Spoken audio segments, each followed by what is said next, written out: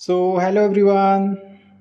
तो इस वीडियो में हम बात करेंगे कि CGL 2023 का टायर वन का कट ऑफ कितना जा सकता है। हालांकि देखिए, कट ऑफ अभी प्रेडिक्ट करना थोड़ा सा मुश्किल होगा, क्योंकि अभी एग्ज़ाम ख़त्म नहीं हुआ है, अभी जस्ट स्टार्ट ही हुआ है। लेकिन मैं आपको बताना चाहूँगा कि पेपर के अलावा और भी बहुत सारे फैक्टर्स होते हैं जिनके ऊपर कट ऑफ डिपेंड करता है, जैसे कि नंबर ऑफ़ वैकेंसी हो गया, बाकी अटेंडेंस कितना रहा एग्ज़ाम में, इस पर भी कट ऑफ डिपेंड करता है। लेकिन जो मेनली है वो लेवल ऑफ डिफ़िकल्टी कैसा रहा पेपर का, उस पर डिपेंड करता है। तो चूँकि 4 शिफ्ट में पेपर हो गया और मैंने खुद पेपर दिया है, तो थोड़ा बहुत आइडिया लगा सकते हैं कि अगर कुछ इसी तरह का ट्रेंड आगे चला तो कट ऑफ कितना जा सकता है। हालांकि 4 शिफ्ट का पेपर हुआ तो चारों शिफ्ट में कुछ बहुत ज़्यादा बदलाव देखने को नहीं मिला। चारों शिफ्ट का जो पेपर था लगभग बैलेंस था। तो मैं ये एक्सपेक्ट करके चल रहा हूँ कि आगे आने वाले जो शिफ्ट है उसमें भी जो पेपर होंगे वो इसी तरह के होंगे, और जो नॉर्मलाइजेशन होगा वो बहुत ज़्यादा इम्पैक्ट नहीं डालेगा कट ऑफ पे। तो जैसा कि मालूम है कि जो वैकेंसी है अभी तक वो 7500 डिक्लेयर किया गया है।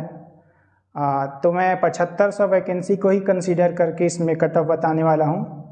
और दूसरा बात है कि जो अटेंडेंस कितना है, तो देखिए अटेंडेंस वो 30 से 40% के बीच में ही वेरी करते रहता है। तो हर साल इस पर बहुत ज़्यादा डिफरेंस देखने को नहीं मिलता है, तो इसको हम नेगलेक्ट करके चलते हैं। इसको मान के चलते हैं कि वही 35 से 40% के बीच में जो बच्चे हैं वो पेपर में अपीयर होंगे। मतलब कि अगर 30 लाख आसपास टोटल फॉर्म फिल किया गया है, तो उसमें से आप मान के चल सकते हैं कि 11 से 12 लाख जो कैंडिडेट है अपीयर होंगे।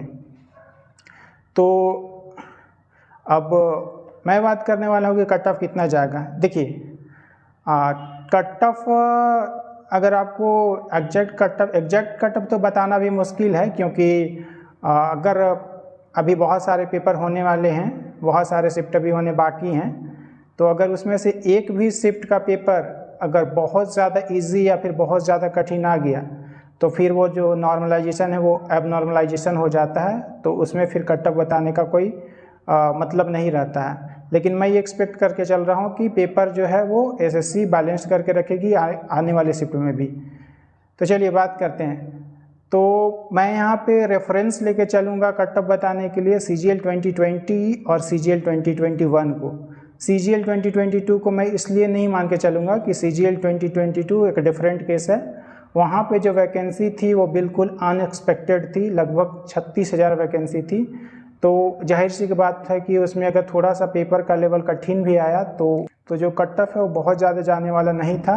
और ऐसा भी हुआ कि पेपर तो ठीक ही ठाक था, जैसा इस बार आ रहा वैसा ही था, लेकिन कट ऑफ फिर भी बहुत ज़्यादा कम गया। उसका कारण ये था कि बच्चे तो उतने ही थे, 35 लाख आसपास बच्चों ने फॉर्म भरा था, लेकिन कट ऑफ बहुत ज़्यादा डाउन गया था। लेकिन इस बार ऐसा नहीं होने वाला है। तो मैं यहाँ पे रेफरेंस लेके चलूँगा 2020 और 2021 का।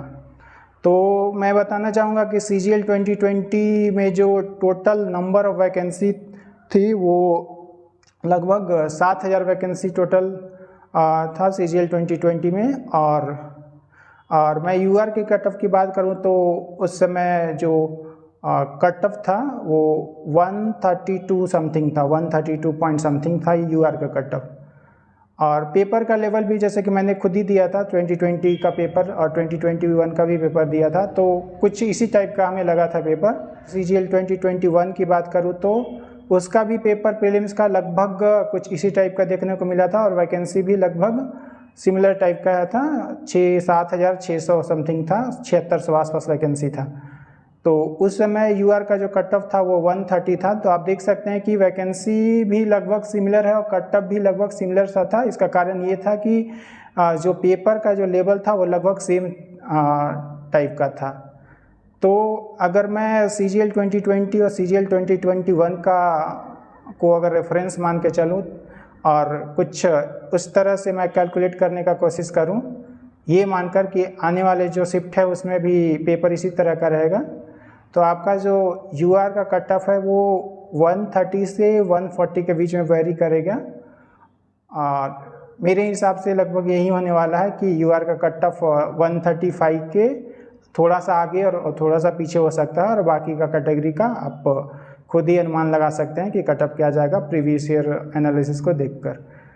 तो मेरे हिसाब से तो यही लगता है, बाकी आप कमेंट सेक्शन में बताइए कि आपको क्या लगता है। देखिए, अगर मैं जैसा कि मैं आपको पहले भी बता दिया हूँ कि अगर पेपर एक भी शिफ्ट का पेपर थोड़ा सा भी अगर ज़्यादा बदलाव देखने को मिला, थोड़ा सा भी पेपर अगर किसी शिफ्ट का बहुत ज़्यादा कठिन या बहुत ज़्यादा इजी आ गया, तो फिर वो उसमें नॉर्मलाइजेशन बहुत ज़्यादा अपना इम्पैक्ट डालेगा और ये जो कट ऑफ है ये बिल्कुल ही बदल जाएगा।